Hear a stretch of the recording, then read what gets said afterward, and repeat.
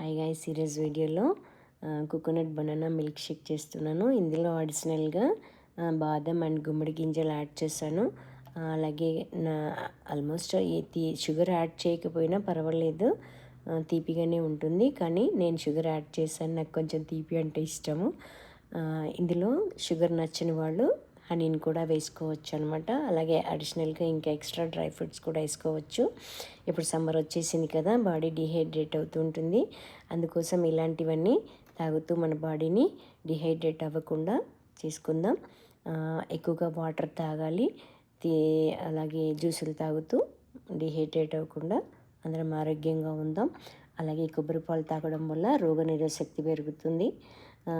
తర్వాత lauric acid ఉండడం వల్ల బ్యాక్టీరియా మరియు వైరస్లతో పోరాటే సహాయపడుతుంది అనమాట. మంచి కొలెస్ట్రాల్ను పెంచి గుండెను ఆరోగ్యంగా ఉంచుతుంది అనమాట. చర్మము మెరుపు వస్తుంది, జుట్టు బాగా పెరుగుతుంది.